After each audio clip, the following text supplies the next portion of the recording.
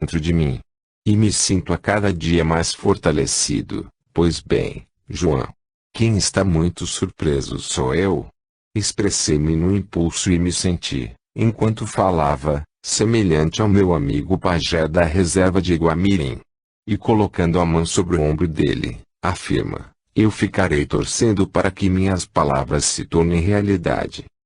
Jurana retornou, a contragosto, para Porto Alegre na companhia dos tios. Pedro a convencera de que seria melhor para o tratamento de João que ele permanecesse sozinho.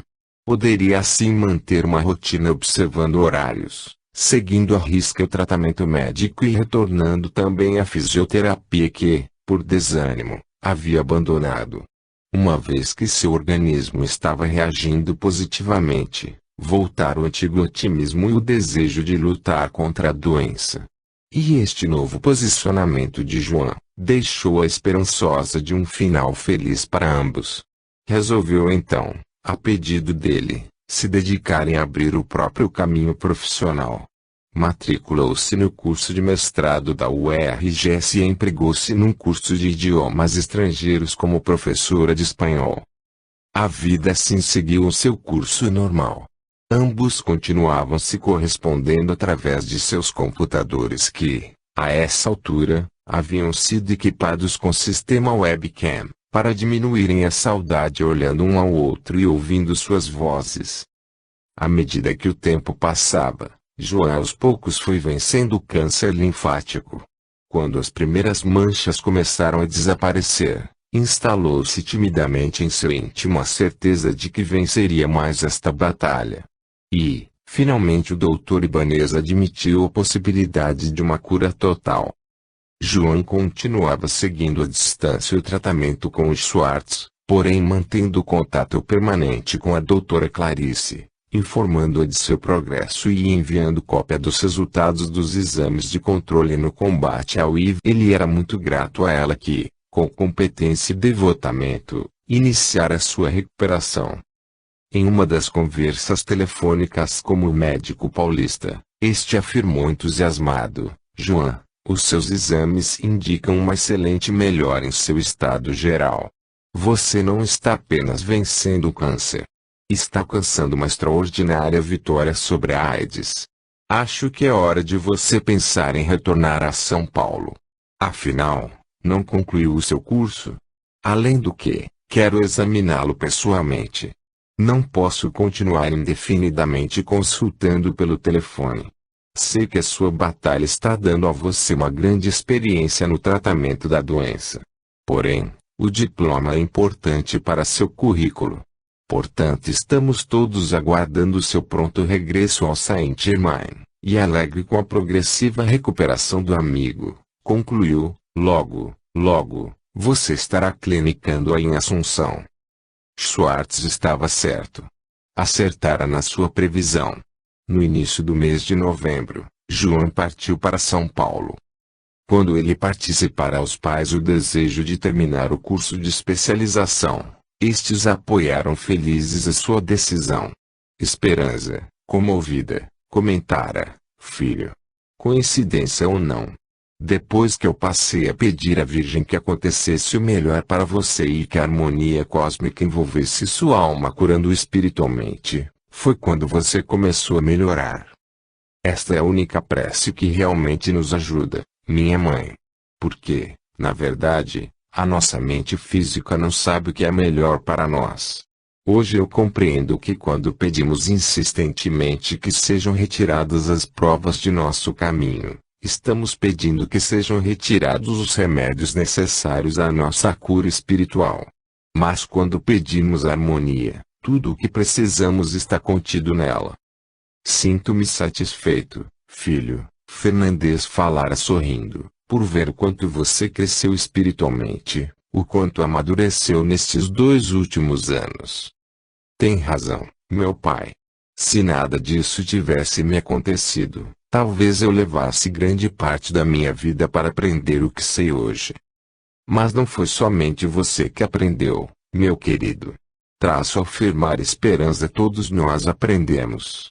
Agora eu acredito em karma e resgate. Acho que tudo o que estamos passando é um resgate familiar. João olhar espantado para ela. Mãe. Não acredito no que estou ouvindo. Será que deixou de ser católico e virou espiritualista? Não, meu filho. Continuo católica. Gosto muito da minha religião e me sinto muito bem frequentando a igreja. Mas, ultimamente tenho interpretado o evangelho com uma visão diferente, mais ampla. Por exemplo, existe uma parábola de Jesus que agora tem um novo significado para mim. Que parábola, mãe? Interrompeu João, perguntando muito admirado. A do fariseu que, arrependido de seus pecados, foi procurar Jesus perguntando o que ele deveria fazer para pagar seus erros. E Jesus lhe respondeu, em verdade vos digo, tereis que nascer de novo. A igreja ensina que o renascimento se dá através do batismo. Porém meditei muito sobre isso e cheguei à conclusão de que Jesus quis dizer que o fariseu teria que encarnar novamente. João memorizava esta conversa com os pais enquanto apreciava o pouco de vista que divisava da janela de seu quarto no hospital. Por motivo de economia aceitara a oferta de ficar como residente no Saint-Germain. Seria menos cansativo por não depender de condução e muito menos dispendioso. Afinal, antes do Natal ele receberia o certificado de conclusão do seu curso. Eu também estou renascendo. Só que dessa vez é na mesma encarnação. Incrível como tantas mudanças repentinas têm ocorrido em minha vida. Quando saí daqui pensei que nunca mais voltaria. Que a hora de minha passagem para o plano astral estava próxima. E aqui estou eu novamente. Tenho muito o que agradecer. Sentia-se ótimo e feliz por ter retornado ao trabalho. Era realmente para ele um renascimento.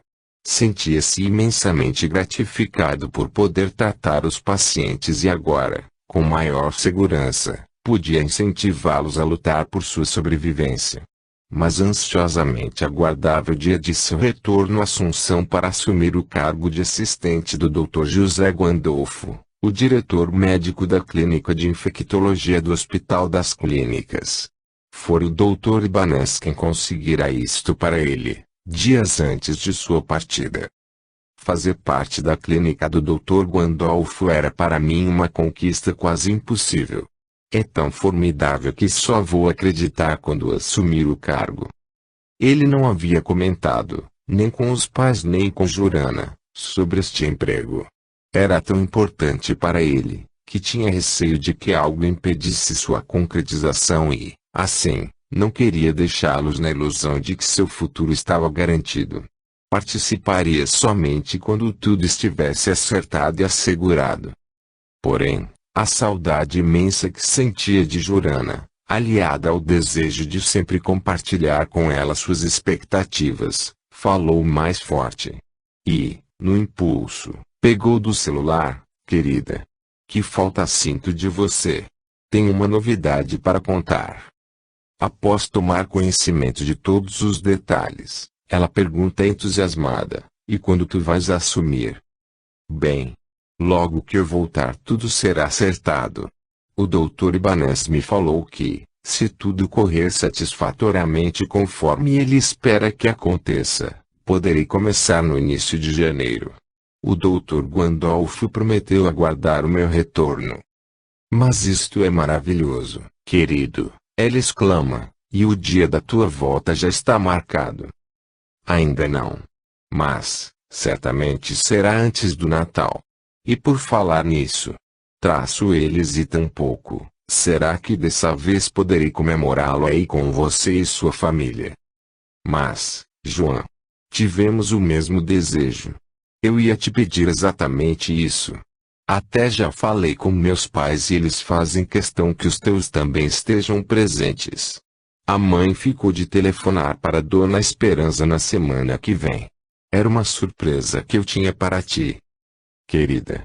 Minha querida, emocionado, ele cria coragem de abrir totalmente o coração, expondo seu maior anseio, e será que, apesar do atraso de um ano, eu posso levar para você umas alianças que trago guardadas com muito amor.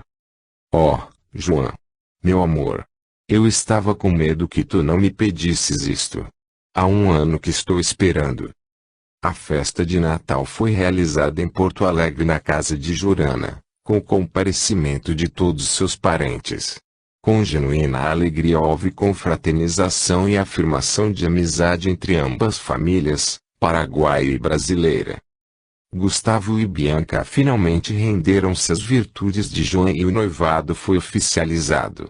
Quanto à data do casamento, esta ficou na dependência da consolidação da vida profissional de João e do término do mestrado de Jurana.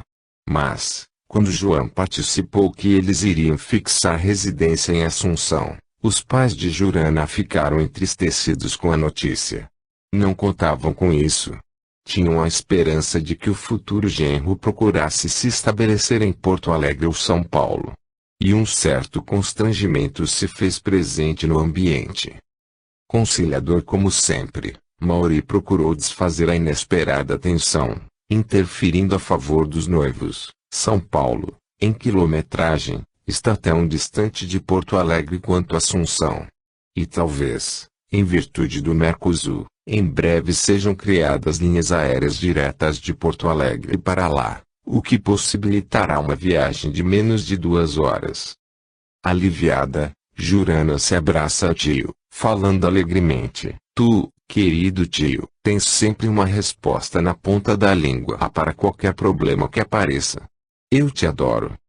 Ao que este responde sorrindo: é que na vida nada ocorre por acaso. É preciso que estejamos atentos a isso. Pois as decisões sérias que tomamos na Terra, são reflexos do que decidimos como meta de vida antes de encarnarmos. Assim, entre outras coisas, escolhemos também o local que melhor se adapte ao cumprimento de nossos planos evolutivos. Bianca, olhando para Mauri, se recupera da momentânea frustração, recuperando o bom humor. Ora, meu irmão, vamos deixar de lado as interpretações espiritualistas que tu tens da vida. Nada de religião agora. E virando-se para a mãe de João, afirma sorrindo: o que importa é a felicidade de nossos filhos, não é mesmo, Esperança? Estejam eles onde estiverem. Foi só uma pontinha de ciúme que senti porque eles ficarão mais tempo na companhia de vocês do que conosco.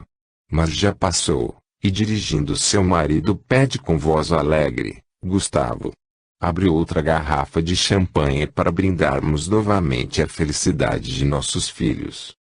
Mais tarde, num momento em que Mauri pode ficar um pouco a sós com João, ele aproveita para expressar seus sentimentos. Estou muito feliz, meu amigo. Muito feliz mesmo com o teu casamento com minha sobrinha. Eu acredito no amor através do tempo. Acredito que vocês dois vêm se amando por várias encarnações. E de certa forma acredito que eu também tenha participado das mesmas. Pois sinto que a amizade e o afeto que tenho por ambos, também têm raízes profundas. Disto eu tenho plena certeza. Tive oportunidade de comprobar isso. E quanto ao amor que eu tenho por Jurana é muito profundo. E eu lhe prometo que vou dar-lhe o melhor de mim para que ela seja feliz. Murcho feliz. Todavia uma sombra tolda seu olhar denotando abatimento. O que está acontecendo, João? Preocupa-se Mauri. Ficaste triste de repente. És que eu não sei se poderei realizar meu desejo de ser-la feliz com minha saúde comprometida. Quiçá não devesse seguir meu coração e ser com que ela se esquecesse de mim. Pero foi mais forte que eu, no esconder meus sentimentos. Não fica pensando assim, João. Como já disse, nada acontece por acaso. Estava pré-determinado o encontro de vocês. E quanto à tua saúde, tu estás conseguindo dominar a doença, mantendo-a sob controle. Se continuares perseverando no tratamento, cuidando meticulosamente do teu organismo, terás uma sobrevida longa e produtiva. Portanto, nada impede que leves uma vida normal. Suas palavras me consolam e me deixam animado, com esperança no futuro. É isso, meu amigo. Esperança e fé para cumprirmos as nossas missões. E ademais, Tu bem sabes que a ciência está próxima de descobrir a medicação que irá exterminar definitivamente com este vírus. A vacina já está sendo testada. É apenas uma questão de tempo. O novo ano parecia que corria mais velozmente. João trabalhava intensamente e isto, ao invés de cansá-lo, parecia que o deixava cada vez mais fortalecido, cheio de energia. Sentia satisfação no atendimento a seus pacientes, pois seu próprio exemplo animava-os a vencerem a adversidade e o sofrimento, possibilitando uma perspectiva maior de vitória sobre a doença. Ainda no primeiro semestre, o Dr. Ibanez declarou-o completamente curado. Vencera o câncer. E os exames periódicos para o controle do HIV estavam cada vez melhores. Se não fosse por alguns desagradáveis efeitos colaterais que vez por outra surgiam, em consequência da forte medicação indispensável, ele poderia até se esquecer de que não era totalmente saudável. Quanto à vida profissional, esta não poderia estar melhor. Em pouco tempo adquirira prestígio e já era considerado um membro indispensável do corpo médico do Hospital das Clínicas. Seus honorários estavam em um patamar que já capacitavam-no a manter um casamento. Resolveu então, de comum acordo com Jurana, marcar a data para o final de janeiro do ano vindouro. Estaria completando o período anual, quando poderia entrar em férias. Por sua vez, Jurana pediu transferência de seu mestrado para a Universidade Federal de Assunção e planejou lecionar particularmente o português, visando os empresários paraguaios que desejassem melhor intercâmbio com seus parceiros brasileiros. A montagem da casa, onde iriam fixar residência, ficaria para depois do casamento. Era impossível Jurana se afastar de Porto Alegre por muito tempo, em função dos estudos na faculdade, e eles pretendiam escolher e arrumar juntos a morada de seus sonhos. Sendo assim, depois de casados iriam ficar alguns meses na casa dos pais de João até aprontarem o seu recanto. Tudo combinado, eles aguardaram ansiosos o dia em que finalmente concretizariam o desejo de viver em uma mesma existência. Unidos pelos fortes laços de um amor que vencerá o tempo e os obstáculos do caminho. A ansiedade dos últimos meses, que finalizaram o ano, foi substituída pela excitação da chegada do grande momento. E a brilhante luz do sol do verão iluminou um novo tempo. A cerimônia do casamento foi de uma beleza simples, tocante, realizada a céu aberto, em meio à natureza. Era um clube campestre, bem de acordo com o temperamento dos noivos. A felicidade estampada em seus rostos foi o traço marcante da alegre festa que se estendeu até o cair da noite. E sob o céu violáceo onde as primeiras estrelas começavam a reluzir, eles partiram para a lua de mel. Após 15 dias viajando pelas praias do Nordeste, que ambos desconheciam, resolveram visitar amigos e parentes. Dificilmente poderiam se ausentar de Assunção por todo o ano. Dividiram então uns poucos dias entre Trilha das Palmeiras e Porto Alegre, seguindo depois para São Paulo, onde tomariam um avião para Assunção. Foram abraçar os amigos Bettini e Schwartz que, já casados há algum tempo, esperavam a vinda do primeiro herdeiro. Quando chegaram em Assunção, ainda restava uma semana de férias. Querido, acho que seria bem mais interessante mudar a nossa programação de hoje. Sugere Jurana, enquanto descansava após o almoço, deitada na rede da varanda. Como assim? Prefere iniciar a procura do apartamento antes de conhecer a universidade? Ou ir primeiro no hospital? Não, querido. Não é bem isso. É que estou pensando que esses vão fazer parte da nossa rotina de vida e podem esperar. Afinal, ainda estamos em lua de mel. Não seria melhor aproveitar os dias que nos restam para me mostrares um pouco do teu Paraguai?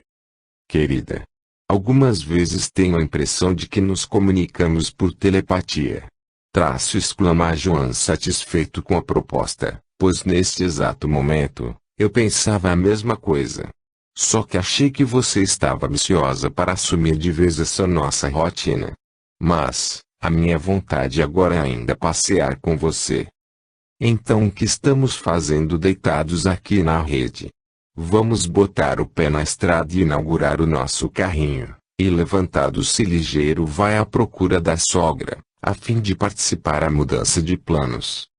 Eles haviam chegado na véspera com a intenção de aproveitar os dias livres procurando imóveis que estivessem disponíveis para aluguel. Porém, desde que Joan a surpreendera com o carro que havia comprado antes de ir para o casamento, que Jurana ficara desejosa de conhecer um pouco do país aonde iria deitar novas raízes.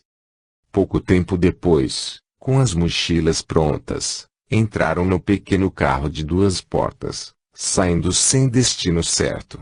Porém Joan queria mostrar primeiro a Basílica da Virgem de Cacupé, a padroeira do Paraguai. É para ela que minha mãe sempre reza. A cidade tem o seu nome e fica perto daqui. Somente uns 50 quilômetros. Todos os anos do mês de dezembro é realizada uma romaria, quando comparecem milhares de pessoas de todo o país e inclusive dos países vizinhos. Entretanto, conversando distraídos, eles tomaram a estrada errada seguindo em direção à região sul. Após ter rodado uns 15 quilômetros, Joan se deu conta do engano. Parando o carro no acostamento, explica, sabe, Jurana, eu nunca vim para este lado. Sempre fui para San Bernardino, cidade de veraneio que fica próximo ao lago de Ipacaraí. E Cacupé está no meio do caminho. É muito lindo por lá.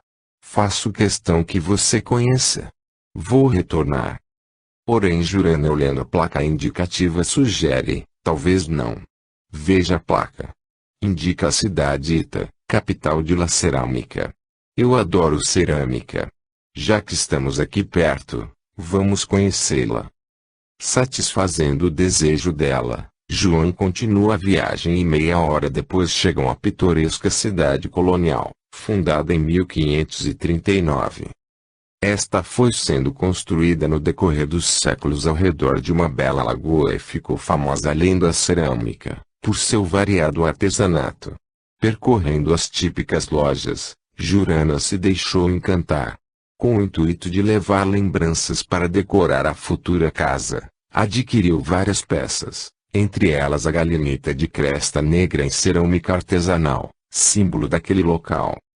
Retomando a estrada, 12 quilômetros adiante eles chegaram em Laguarón, cidade fundada pelos padres franciscanos, à época da colonização. Querido, pela data da fundação da cidade, esta igreja tem mais de 400 anos, fala Jurana entusiasmada, e está perfeitamente conservada. Ao entrarem no magnífico templo de estilo barroco hispano-guarani, legado pela ordem franciscana, eles se emocionam. Admirando os entalhes e as lâminas de ouro, os imponentes pórticos e o belo púlpito talhado em madeira, ambos sentem a vibração do tempo passado. Com um arrepio perpassando todo o corpo, Jurana fala emocionada, Joan. Sinto uma estranha sensação de já ter estado aqui. Acho, meu amor, que estamos começando a pisar no solo que vivemos no passado. Não sentes o mesmo que eu? É verdade. Sinto-me estranho também. Mas não será imaginação nossa, por causa do Lyurucuí. Pode ser, querido. Porém, quanto mais eu olho ao meu redor, mais cresce dentro de mim a certeza de já ter estado aqui. Incrível isso. A luminosidade começou a diminuir dentro do templo e Joan preocupou-se com a hora. Realmente é uma sensação impressionante, querida. Mas, temos que nos apressar. A tarde está caindo. Logo irá escurecer. Acho que é hora de seguirmos viagem e procurarmos uma boa hospedagem para a pernoite. Vamos. Ainda tomada de emoção, Jurana entra no carro. Observando as placas indicativas, Joan se admira. Ora, estamos a menos de 200 quilômetros da região missioneira. Não havia me dado conta de que esta era a estrada para lá. Mas isto é ótimo, exclama Jurana animada. Então vou conhecer as missões bem antes do que imaginava. Pensei que não seria ainda dessa vez. Que tal dormirmos lá? Não acho que seja bom. Não conheço a estrada e chegaremos com noite fechada. Talvez seja difícil encontrarmos de imediato um bom hotel, sem conhecermos o lugar. É melhor não arriscar. Agora a cidade mais próxima é Paraguari. Jurana, apontando para mais longe, exclama: olha, querido. Mais adiante tem uma placa de propaganda anunciando um confortável hotel. Deve ser um bom local para passarmos a noite. E bem perto daqui. Apenas 15 quilômetros. Concorda ele, aliviado. Paraguari, aqui vamos nós. Paraguari. Nome muito parecido com Paraguai. Tomada de curiosidade, ela pergunta: tem também significado semelhante? Não. Não tem nada a ver com Paraguai. Sabe o que ele significa? Nem imagino. O que é? Lugar de esconderijo, em Tupi-Guarani. Gostei. Muito apropriado, diz Jurana rindo, pois então será nesse esconderijo que vamos encontrar um abrigo para nos amarmos pela noite adentro. Entusiasmado, ele responde ligeiro: sendo assim, vamos acelerar. Dentro em pouco tempo começou a surgir no horizonte a cordilheira de Los Altos. A silhueta negra de seus morros se desenhava no céu vermelho do sol poente, a se perder ao longe. Na extensa planície ao sopé da cordilheira, em um solo plano e densamente arborizado, se escondia a cidade de uma tranquila beleza, fazendo jus a seu nome. E numa acolhedora pousada eles se hospedaram. A noite foi repousante para ambos. Jurana dormia ainda profundamente quando João despertou. Permaneceu ainda deitado, por alguns momentos, surpreso com o sonho que se repetira nitidamente. O mesmo que sonhara tempos atrás, quando se viu abraçado à sua amada, andando pelas areias limpas de uma praia ribeirinha. Que estranho sonho se repetir assim tão claramente. Nunca me aconteceu isto antes, e olhando com carinho para Jurana ao lado, seu coração se enche de alegria. Como a vida dá voltas inesperadas. Há um ano atrás não podia imaginar que hoje eu estaria tão feliz. E você nem calcula, querida, como é grande a felicidade que me trouxe. Sentando-se na cama, ele afaga os sedosos cabelos rubros soltos sobre o travesseiro e, com delicadeza, procura despertá-la. Bom dia, dorminhoca. Se quiser seguir viagem, está na hora de se levantar. A estrada nos espera. Preguiçosamente ela pergunta, ainda meio adormecida: que estrada? Quem está nos esperando? Ele ri, acordando-a de vez: a região missioneira. Esqueceu. Ligeiro ela abre os olhos. É mesmo. As missões. E num repente pula da cama. São Ignácio. A redução que abrigou o mais antigo povo do Paraguai. E talvez a mais antiga construção do país, realizada pelos jesuítas em 1609. Suas ruínas ainda guardam a imponência das linhas de sua arquitetura. Um museu montado em uma casa que resistiu intacta ao grande massacre realizado pelas coroas espanhola e portuguesa, abriga hoje um museu que contém uma das mais preciosas coleções da arte indígena do período jesuítico. Apesar de terem visitado no correr da estrada, Santa Maria de Fé, 1647, e São João Batista, la capital de Amptu, de Misiones, cidades ligadas ao passado jesuítico, foi em São Ignácio que João e Jurana sentiram de forma contundente as emanações de suas vidas pregressas. Não tiveram regressões àquelas vivências, nem assomaram às suas mentes quaisquer recordações, porém a vibração intensa que sentiam em seus corpos, à medida que percorriam as ruínas, fortaleceu a crença de que ali tinham estado antes. Saíram de lá bastante emocionados. E as vibrações continuaram, apesar de menos intensas, ao passarem por Santa Rosa, 1698, Santiago, 1669, e São Cosme y Damião, 1632. Eles percebiam que por ali, de alguma forma, tinham estado. Deixando São Damião, resolveram seguir para Eolas, com a intenção de conhecerem, no dia seguinte, uma das maiores represas da América do Sul. Yacyretá, às margens do rio Paraná. Chegaram à noite e, cansados com a extensa programação do dia, foram dormir em seguida ao jantar.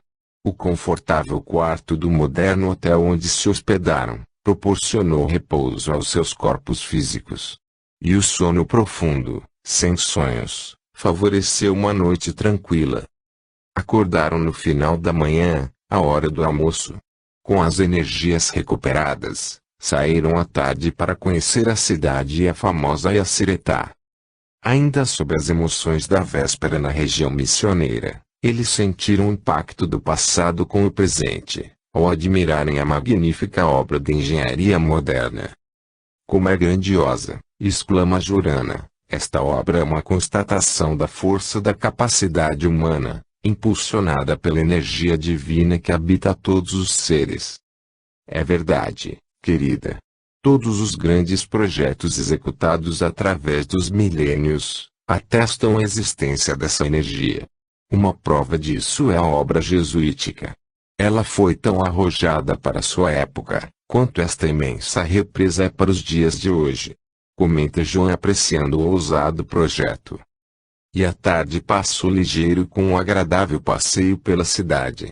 Ao retornarem ao hotel, na caída da noite, tomaram conhecimento de uma programação turística. Um passeio de lancha pelo rio Paraná. Entusiasmados com a ideia, eles decidiram permanecer mais um dia no local. Mas não se inscreveram no grupo que iria na lancha apropriada para os turistas. Contrataram os serviços de um jovem universitário que, em uma lancha menor, trabalhava durante as suas férias, oferecendo o mesmo passeio para visitantes não filiados a grupos turísticos e desejosos de manter sua privacidade. O sol forte do início da tarde se refletia nas águas mansas do grande rio. E o calor do verão amainado pelo vento, provocado pelo deslocamento de ar, tornava a temperatura mais amena, propiciando assim um agradável passeio. Juraci, assim se chamava o rapaz, mantinha a lancha em velocidade moderada, para que os dois passageiros pudessem apreciar melhor a paisagem. E enquanto subiam o rio, à semelhança de um guia turístico, ele ia contando um pouco da história da região. Falava dos pescadores que habitavam os lugarejos que existiam em determinados pontos da margem ribeirinha e sobre a pesca abundante que lhes dava sobrevivência. A maioria desses moradores, explicava, é formada pelos descendentes dos Guaranis sobreviventes ao massacre das missões. Quando estas foram destruídas, passado um longo período de tempo, os Guaranis missioneiros que não conseguiram se habituar à vida selvagem na mata, para a qual haviam fugido, retornavam aos poucos aos locais das reduções, na tentativa de construírem novamente uma vida mais civilizada. Ouvindo isso, João sente um calafrio e uma ligeira pressão em suas têmporas. Mas procura esconder dos demais o que está sentindo. Jurana, estranhando a narrativa, contesta, não entendo. As reduções não eram aqui. Foram construídas distantes das margens do rio. As que resistiram à destruição total, sim. As que a senhora conheceu, foram as mais fortes e importantes. Por isso não foram totalmente desmanteladas. Mas, àquela época, existiam muitas outras menores e a maioria ficava à beira dos rios.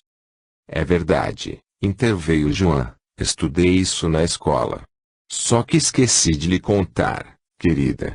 Eram 30 reduções, mas somente 8 resistiram ao massacre e ao tempo. Apontando para um vilarejo que se enxergava distante da margem ribeirinha, Juraci comenta, neste povoado, por exemplo, a maioria das casas foi construída com os tijolos, derrubados ao solo, pela fúria sanguinária e destruidora das tropas do rei Carlos II. Os mesmos fabricados pelos jesuítas e os índios e que outrora edificaram a redução que ali existia. Foi um hediondo crime. Dizimar uma população tão indefesa, pacífica e laboriosa, afirma Jurana condoída. E sobre o beneplácito da igreja inquiridora, explana o jovem com um leve tom de indignação, que se curvou à ganância dos reis de Espanha e Portugal pelas riquezas da nova terra. A justificativa para ato de tamanha barbárie era que a companhia de Jesus, com o desenvolvimento acelerado das missões, desejava se tornar mais forte que a própria igreja e ambas as coroas. Por esta razão consideravam necessária a destruição de tão bela obra, e sorrindo para Jurana ele acrescenta um comentário: esta é uma parte da história de nossos dois países, que tem a mesma origem e são relatadas igualmente. Não é verdade? Tens razão. Mas, Juraci, ela se admira, a maneira como te expressas é de alguém que aprecia a literatura e a história. Qual a faculdade que estás cursando? As duas, este responde com simplicidade. Eu desconfiava. Dá para se notar. Parabéns. Mas, voltando ao nosso passeio, existe alguma praia ribeirinha com ancoradouro para que pudéssemos ancorar a lancha? Gostaria de andar pela areia sentindo, sob meus pés, a energia deste local. Antes que o rapaz esboçasse qualquer informação, João se apressa a falar com uma voz estranha, sentindo-se meio tonto. Existe sim. Um pouco mais adiante, quando o rio faz uma curva, existe uma faixa de praia. Antigamente havia um de madeira por lá. Admirado, Juraci retruca, só se foi muito antigamente. Porque hoje em dia, o que existe é um pequeno cais. Usado não só pelos pescadores, mas principalmente para receber mercadorias que são transportadas pelo rio. Então o senhor já conheceu estas bandas? Não, ele responde se esforçando para ocultar o que está se passando em seu íntimo. Foi um amigo que aqui esteve, quem me falou sobre isso. Realmente, após uma curvatura do rio que formava uma depressão, surgiu uma restinga de areia branca, com um largo ancoradouro projetado rio adentro. Vários barcos de pesca se achavam virados sobre a areia. Somente um de maior porte estava ancorado junto ao cais. E as redes, estendidas, secavam ao sol. Apenas 2 pescadores ainda lidavam junto às embarcações, deixando depreender que a pesca daquele dia já havia terminado. A praia se encontrava praticamente deserta. Jurana, desconfiada de que algo estava acontecendo com João, pede ligeiro ao jovem: você pode ancorar a lancha ali, para que possamos descer. Claro, este concorda, passando em seguida a manobrar a embarcação em direção ao cais. Somente peço que não demorem muito, porque se aproxima a hora de voltarmos. Não podemos chegar ao escurecer, não te preocupes, afirma Jurana retirando os tênis, é apenas uma breve caminhada. Já descalços, os dois descem da lancha, enquanto Juraci, preguiçosamente, permanece a bordo a fim de descansar, deitado sobre um colchonete. Quando eles pisam na areia, uma forte vibração assume os seus corpos. E João, passando o braço ao redor dos ombros de Jurana, sente aumentar a pressão sobre as têmporas à medida que vão caminhando. Querida, diz com a voz tomada de emoção, foi exatamente assim que eu me vi em sonho, por 2 vezes, caminhando ao seu lado. Porém, não sei como explicar, reconheci o local antes que virássemos a curva do rio. Sabia que encontraríamos esta praia. Foi algo além dos meus sonhos premonitórios. Quando tu falaste com o Juraci, eu compreendi que de alguma maneira tu já conhecias este lugar. De súbito um clarão ilumina a mente de João e ele para, sentindo-se desequilibrar. Jurana assustada o para, fazendo-o sentar-se à beira da água. Ele cerra os olhos, a respiração se torna serena e as feições se suavizam, evidenciando um estado de interiorização em profunda paz. Então ela percebe que ele entrara em transe mediúnico e se tranquiliza. Segurando com firmeza a mão dele, fica aguardando seu retorno à normalidade. Esse momento de interiorização não demorou mais que uns 10 minutos. Mas para João foi como se o tempo não existisse. Relances de sua vida passada retornaram nítidos à sua memória. Assim que recobrou a consciência física, ainda um pouco aturdido, ele passou a relatar comovido o que vivenciara. Querida, você estava certa quando disse que já havíamos estado nos locais por onde passamos. Foi aqui mesmo, neste local, que vivemos duas encarnações. A primeira como Rodrigo e Graciara. A segunda fugindo ao massacre nas missões. Eu era Juraci, o adolescente que teve por incumbência esconder na Mata Virgem as mulheres e as crianças. E você era uma das meninas que cresceu ao meu lado, tornando-se mais tarde a minha companheira.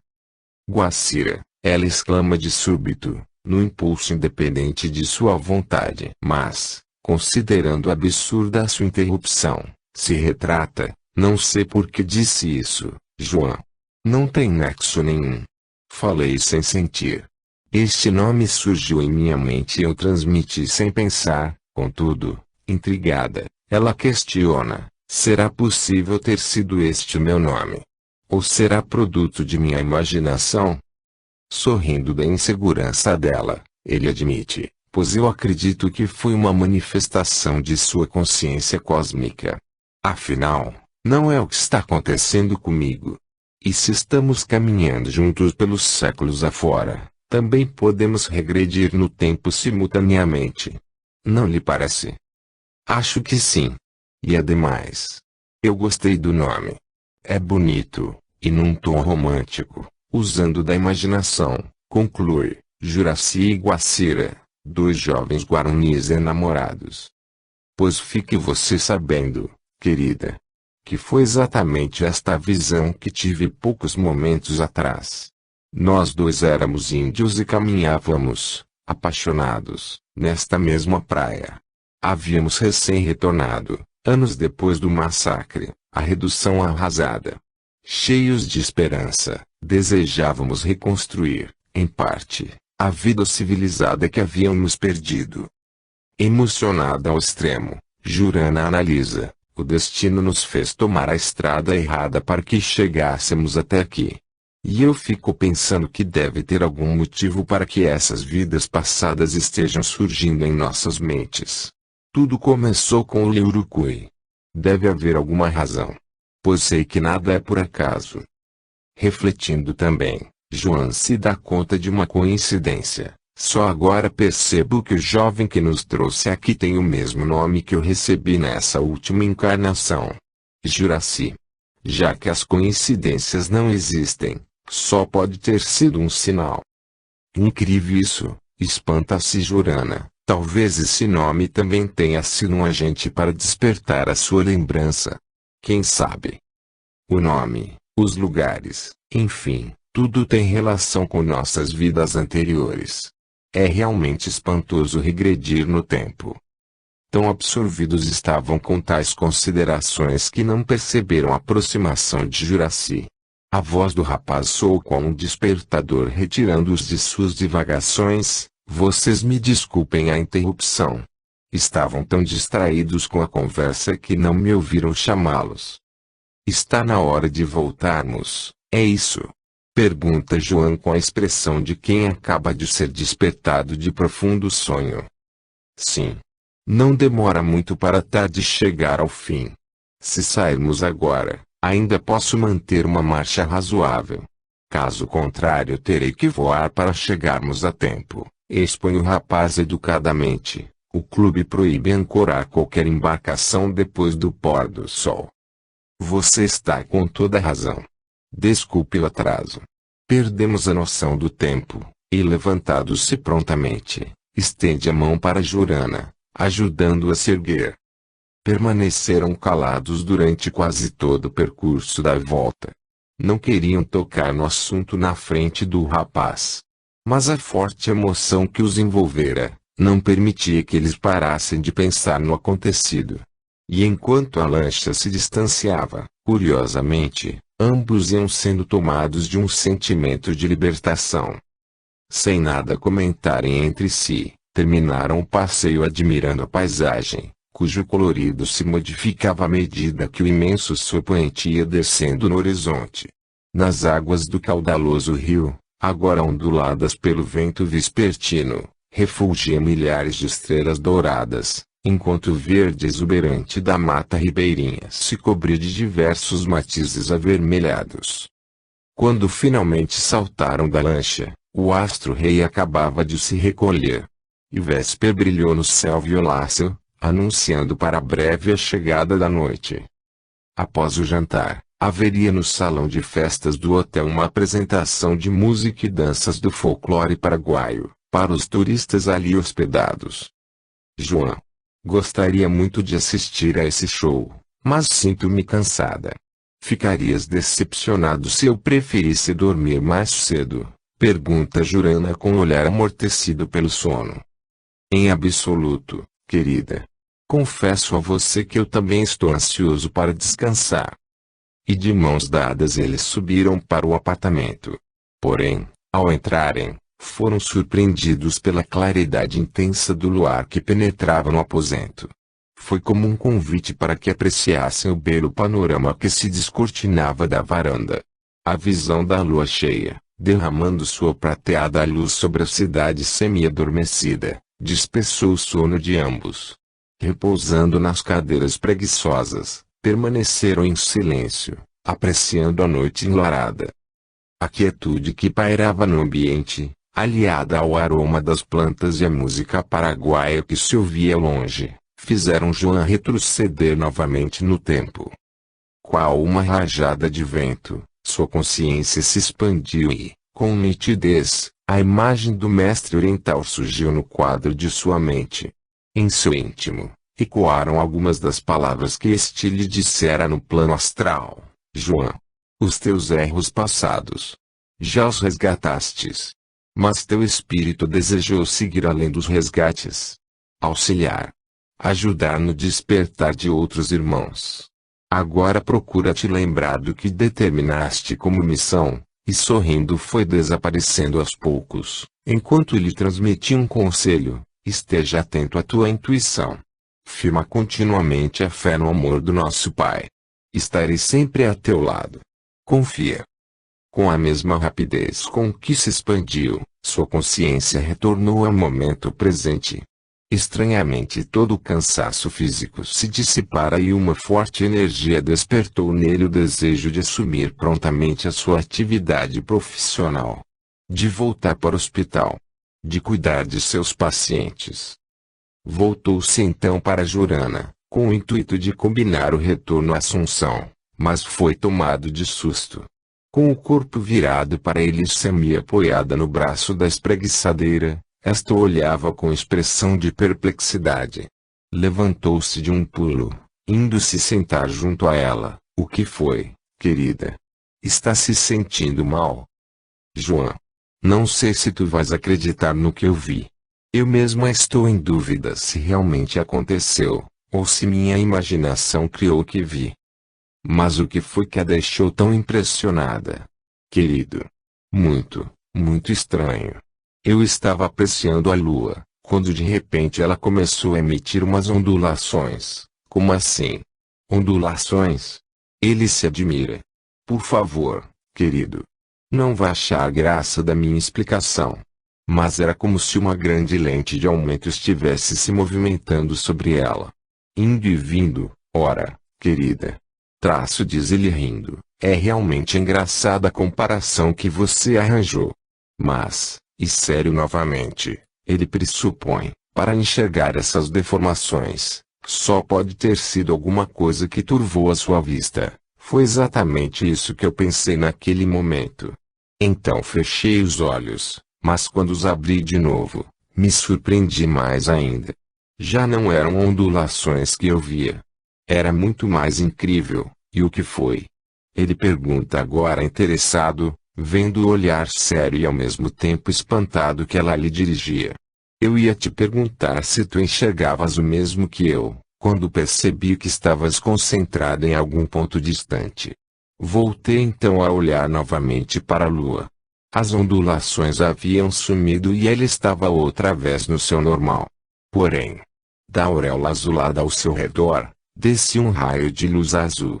E eu fiquei pasmada acompanhando sua trajetória. E aí, ela faz uma pausa, franzindo a testa como se estivesse se sentindo confusa, em dúvida consigo mesma. E aí, querida? O que mais aconteceu? Insiste, cada vez mais impressionado. Pois bem, João. Por mais incrível que possa parecer, o raio de luz projetou-se em tua direção. E parecendo penetrar no alto da tua cabeça, desapareceu. Nesse mesmo instante tu viraste para mim, como se quisesses falar algo. Dá para acreditar? Afagando carinhosamente o rosto que se mostrava aflito, ele firme o olhar nos belos e assustados olhos verdes, afirmando, dá para se acreditar sim, meu amor. Não creio que você tenha imaginado tudo isso, ou que tenha acontecido um problema com seus olhos. Vou lhe contar o que se passou comigo enquanto você tinha esta visão, e com detalhes, ele descreve o que lhe acontecera. Mas então tu achas que eu vi como se processa a ligação mediúnica? Através de energia, bem. Todo o cosmos é energia. Manifestando-se de várias e diferentes formas. Sendo a nossa matéria física energia concentrada e o nosso espírito energia mais sutil, qualquer comunicação mediúnica vem a ser uma troca energética entre as criaturas. Mas, ele faz uma pausa como se estivesse relembrando algo, em ler no livro daquele autor esotérico, Trigueirinho, que a Lua possui uma energia benéfica ao planeta e ao ser humano, denominada Abril. Talvez eu tenha sido energizado por ela. Na forma do raio azul. Tenho a impressão que sim. Pois, coincidentemente, retornei do transe sentindo-me totalmente vitalizado. E ansioso por retornar ao hospital, com a confirmação de que este trabalho é a missão que escolhi antes de reencarnar. À vista disso, vamos voltar, querido. Afinal já está mesmo na hora de assumirmos as nossas tarefas. Traço e rindo ela remata. Acabou o recreio, Dr. João. Esse bom humor com que aceita fatos ou propostas inesperadas, é uma das qualidades que mais me fascina em você. Sempre enxergue o lado positivo de uma situação. Eu a amo muito. Aconchegando-se a ele, Jurano encosta a cabeça em seu peito. Eu também, querido. Há séculos que eu te amo. Eles permanecem algum tempo sem nada dizer. Apenas sentindo o calor de seus corpos unidos na ternura do abraço. João é quem quebra o silêncio, querida. Acho que compreendi o porquê de nossas regressões. O que me veio à mente neste momento, talvez seja a explicação que você desejava. Qual o motivo então? Bem, nós já aprendemos que as vivências passadas ficam registradas em nossas consciências cósmicas. E que muitas vezes, apesar do véu do esquecimento, não nos desprendemos totalmente do que passou. Assim, essas lembranças que assomam ao nosso inconsciente, nos impedem de vivenciarmos livremente uma nova experiência de vida. Sim, eu sei disso. Mas essas recordações não estão ligadas aos nossos resgates. Aí é que reside o problema. Os nossos resgates têm que estar livres de quaisquer emoções passadas. Tudo tem que estar completamente desligado de nossa consciência física, para que o resgate se processe. Quando não nos desligamos de vivências de um passado remoto, ficamos presos a este, sem conseguirmos reformar nosso interior. Desculpa, querido. Mas não consigo entender esse processo. Se não devemos recordar nada, por que regredimos no tempo? Bem, de acordo com o que nos foi ensinado. Enquanto os espíritos permanecem no plano astral, aguardando uma nova encarnação, eles têm conhecimento das vidas passadas. Assim, agressores e agredidos se encontram e, se desejarem, se perdoam. Mas o verdadeiro perdão implica em total esquecimento da ofensa. E se isso não acontecer, este não foi concretizado.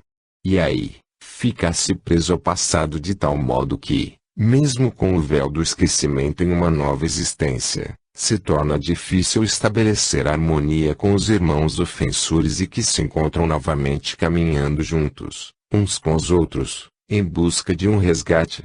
E sendo assim, se realmente desejamos a evolução, nos é dada a oportunidade de relembrarmos os fatos passados que geraram a desarmonia. Ao tomarmos conhecimento deles, poderemos eliminá-los definitivamente através do perdão, aliado à compreensão e aceitação do karma. Então isso quer dizer que nós ainda trazemos guardadas, em nossas consciências, mágoas passadas. Por isso tivemos regressões. Possivelmente, querida. Mas se tínhamos, certamente não temos mais, pois não encontramos nenhuma evidência disso. Porém, eu creio que as nossas regressões foram outra maneira de auxílio que recebemos. Como um alerta para que não nos deixemos abater pelas dificuldades que ainda encontraremos pelo nosso caminho. E assim, realizarmos a missão para a qual encarnamos. Aconchegando-se mais ainda a ele, Jurana fala amorosamente. Eu acredito que, no nosso caso, esta é a explicação mais acertada. Apesar de não sentir nenhuma intuição sobre qualquer missão para mim, e, arrebatadamente, afirma, a não ser de te amar. Porque o meu amor por ti, não tem limites nem cobranças. Minha querida. Da intensidade do seu amor eu tenho certeza. Você veio através do tempo me ensinando a amar verdadeiramente. Hoje eu compreendo que o amor cósmico se processa entre as almas, independente das limitações de nossa matéria. E, muito importante também, foi o que pude descobrir com você. Descobrir comigo. Ela se espanta. Sim. Que o ato sexual deixa de ser apenas atração instintiva e satisfação dos sentidos, para transformar-se em uma perfeita fusão dos corpos físicos e espirituais. Quando os seres estão ligados por este amor maior, ambos passam a ser apenas um, e declara apaixonado, eu também a amo com imenso fervor. E, se mágoas ainda existissem entre eles, estas foram dissolvidas definitivamente naquele momento mágico de entendimento espiritual, quando uniam conscientemente seus corpos e suas almas no amor cósmico. João.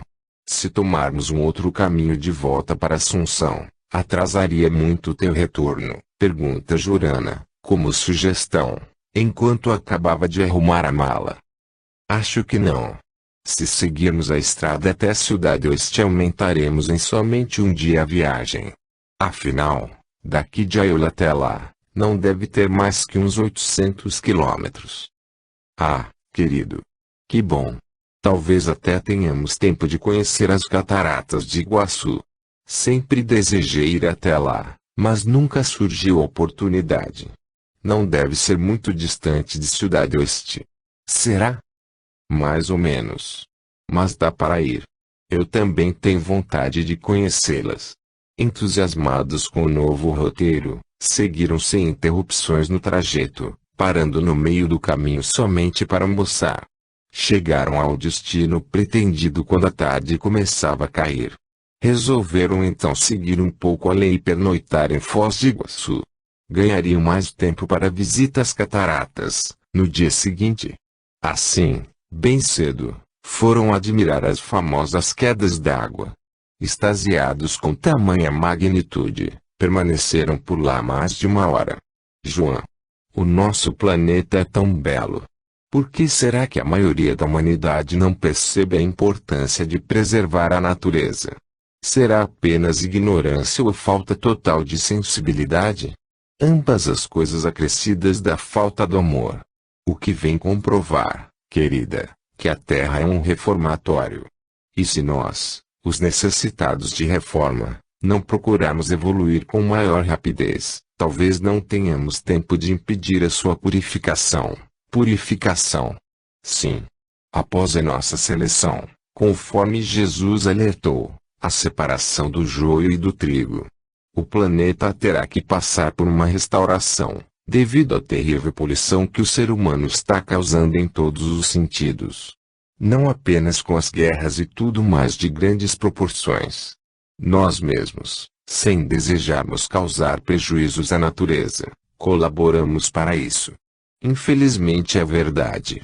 Tudo o que usamos sob a capa de progresso, aumenta esse triste processo. O nosso lixo comprova isso. São tantos os erros que não dá para enumerá-los. Mas, quem sabe? Talvez a humanidade desperte sua consciência cósmica a tempo de evitar a própria destruição. E sob o impacto da beleza exuberante que a natureza lhe exibia, a energia que se desprendia das cataratas, partiram para Assunção.